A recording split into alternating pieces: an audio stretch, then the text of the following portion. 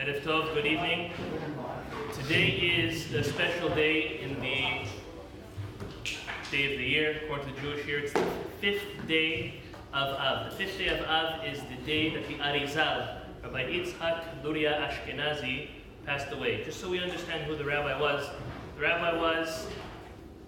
500 years ago, the individual who revolutionized the study, and not only the study, the practice and observance of Kabbalah, of mysticism.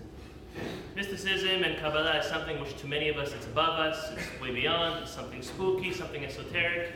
A lot of it is that way, some of it is not. However, it is traditional to learn something that the rabbi who passed away on that day wrote or was taught in his name. So the AriZal, as we know it, wrote very little, if anything at all, and his student Rav Chaim Vital wrote and put together most of the teachings of the AriZal. I'm going to share a thought on Tisha B'Av, something that we shared this morning, but I'll share it very briefly now. In Shara Kavanot, there's only one small paragraph that the AriZal speaks about Tisha B'Av. He asks, in my opinion, a fascinating question. He asks, if we look at our day on Tisha B'Av, as the day progresses, the happier we get. What does he mean by that?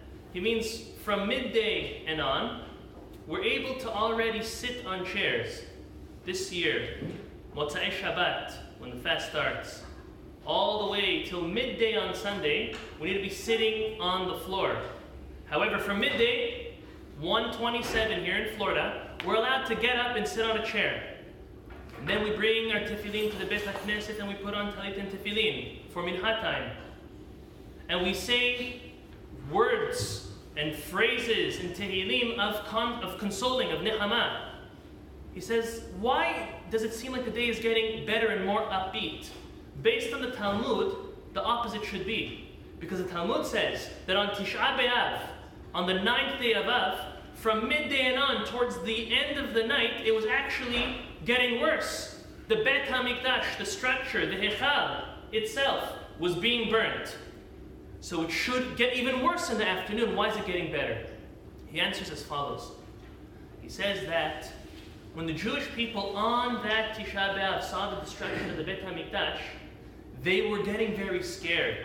Obviously, a person is scared for their life. And they saw their end. They saw, unfortunately, the Jewish people's end. Until towards the afternoon, the late afternoon, when they're struggling and they're all scared for their lives, they see the Bet HaMikdash is on fire.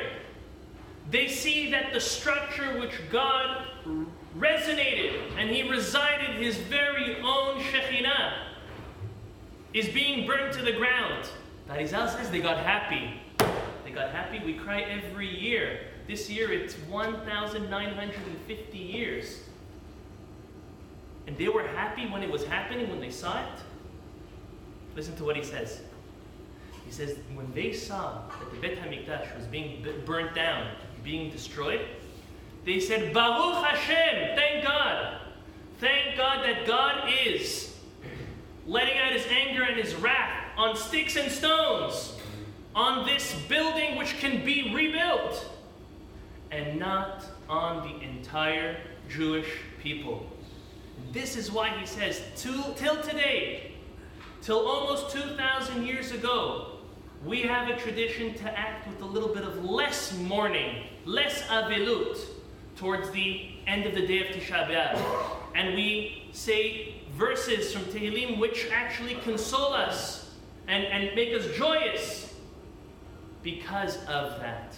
Because HaKadosh Baruch Hu reached a certain point where it was either the destruction of the complete Jewish people or a part were destroyed, and rather His anger will be let out on the Bet HaMikdash, on the temple, which is waiting to be rebuilt by each and every one of us, every single Yehudi.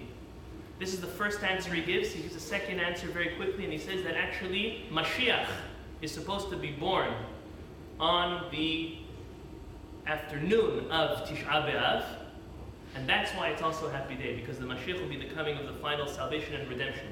But that first answer is very, very powerful. It's powerful to each and every one of us, that when things happen in our lives, they look bad, they look horrible, but at certain points we have to look up while we're bleeding, while we're sweating, while we're crying, and look up and say, Baruch Hashem. That is good, and that was what was best for us. May we have no more crying, no more bleeding, and no more sweating in vain, and rather only salvation and the rebuilding of the Beit HaMikdash this year. Amen.